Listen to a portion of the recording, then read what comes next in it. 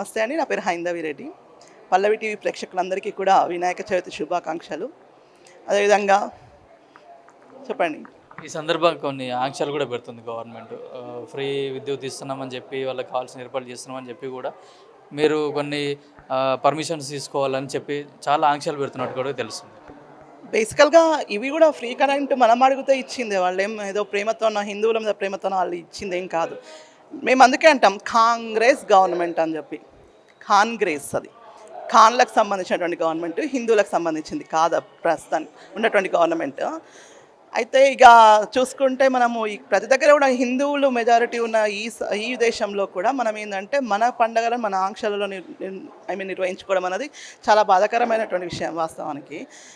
మేము మొన్న కూడా అడిగినాము, 5 సార్లు ఆజాన్ని బంద్ చేపియ్యారు ముందు. మరి 5 సార్లు రోజు ఆదాన్ వస్తుంది కదా, దాదాపు నాకు తెలిసి సంవత్సరంలో ఒక 2000 సార్లు అంటే మా చెవులు చిల్లులు పడాలన్నా. మరి ఒకరోజు అంటే మీకు బేసికల్గా మన హిందూ మతంలో ఉన్నటువంటి గొప్పతనం ఏంటి అని అంటే సంస్కృతంలో శ్లోకాలు ఉంటాయి.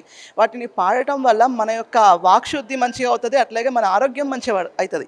అదే తుర్కోడు వాడేటటువంటి ఆ ఆజాన్లో ఏముంటుందని చెప్పేసి అని అసలు ఫస్ట్ ఆఫ్ ఆల్ ఒకవేళ ఇదే మాట్లాడుకోవాలి అనుకుంటే ఆ మతాలు ఎక్కడి నుంచి వచ్చినాయో మాట్లాడుకోవాల్సి వస్తుంది. మరి వాళ్ళు ఏడికెళ్ళి వచ్చిర్రు, ఎందుకు వచ్చిర్రు ఇక్కడికి, ఎందుకు ఈడే ఏం చేస్తున్నారు? ఇంకా ఈ దేశం హిందూ దేశము, మరి ఇది హిందూ దేశంలో ఈ తుర్క మతాలకు ఎడారి మతాలకు ఏంది స్థానం లేదు. మరి ఎలగొడదాం అందరినీ, మరి ఎల్లగొట్టేస్తాం. మరి అందరూ వెళ్ళిపోతారా? మరి ఆంక్షలు మా మీద ఎందుకు పెడుతున్నారు? అసలు ఈ దేశం అనేది హిందూ దేశం, సనాతన సాంప్రదాయానికి నిలయం. మన ఋషులు మునులు తపస్సు చేసి ఇక్కడ దేవతలు నడయాడిన భూమి మీద రాక్షసులను రాజ్యం వెళ్తామని అంటే మేము ఒప్పుకోము. మీరు ఒక రాజ్యాంగం ఉంది, ఆ రాజ్యాంగం ప్రకారం నడుచుకోవాలని చెప్పేసి మేము అనుకుంటున్నాం. ఇవాళకి కూడా అదే అనుకుంటున్నాం మేము. కాబట్టి ఏంటంటే మేము ఎంత మీరు ఆంక్షలు పెట్టినా సరే మా పండుగలు మేము బరాబర్ చేసుకుంటాం. మేము ఏడ పెట్టుకోవాలో అక్కడ పెట్టుకుంటాం. మేము కూడా కొన్ని విషయాలలో ఏంటంటే భాగ్యనగర్ గణేష్ ఉత్సవ సమితి నుంచి మేము కొన్ని విషయాలలో ఒప్పుకున్నాం.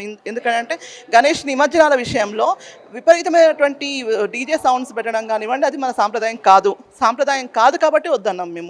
సాంప్రదాయంలో ఏంటంటే మనకున్నటువంటి సాంప్రదాయ నృత్యాలను, మన డప్పు కోలాటాలు ఉన్నాయి, తర్వాత మన దగ్గర చాలా రకాలైనటువంటి భారతీయ నృత్య కళలు ఉన్నాయి, వాటిని ప్రోత్సహించాలి. కాబట్టి మేము డీజేలు వద్దు నిమజ్జనం రోజు అని చెప్పేసి అని మాట్లాడినాం.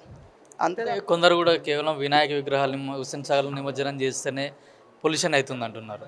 కానీ అక్కడ రోజు నాలాలు దాంట్లో హుస్సేన్ సాగర్లో కలిసి పొల్యూషన్ అయినా కూడా ఎవరు మాట్లాడట్లేదు. దాని మీద మీ ఒపీనియన్ ఏంటి? ఫస్ట్ థింగ్, గవర్నమెంట్ ఇనిషియేటివ్ తీసుకొని మట్టి విగ్రహాల పంపిణీ చేస్తుందండి. చేసిన మట్టి విగ్రహాలను నిన్న సెక్రటరియట్ దగ్గర ఇష్టమైనట్టు పడేసిపోయారు. మీకు ఏమైనా గౌరవం ఉన్నది అసలుకి? బేసికల్గా మీకు భక్తి ఏడా ఉంది? ఉచిత మట్టి విగ్రహాలను తీసుకొచ్చి సెక్రటరియట్ ముందర వేసేసిపోయారు. మాకు ఇవన్నీ మేము మంచితం మహాప్రభు అని చెప్పేసి అంటే మాకు ఎవరు తీసుకొచ్చి ఇచ్చింది లేదు.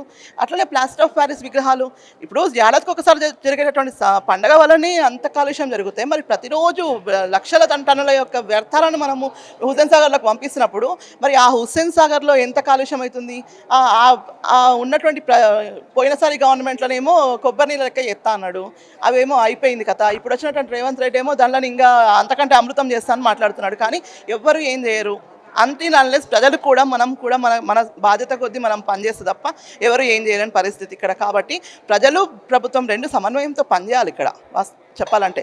ఇంకొకటి ఏంటంటే మనం ఎప్పటి నుంచో మనకు ఆచారం ఉంది. ఒకటి మనం వినాయక్ సాగర్ అని చెప్పేసి హుస్సేన్ సాగర్కి పేరు పెట్టుకున్నాం మనము.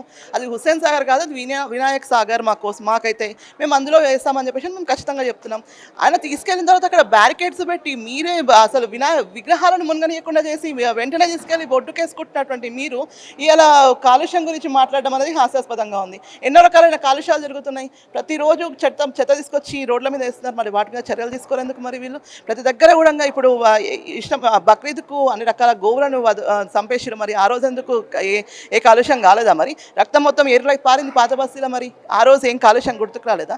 ఎందుకు ప్రతిసారి హిందూ పండుగల మీద పడతారు మీరు అసలుకి వచ్చి? కాబట్టి మేమైతే చెప్తున్నాము 100% పండుగ 100% చేసుకుంటాము. చాలా మంచిగా భక్తి శ్రద్ధలతో చేసుకుంటాము.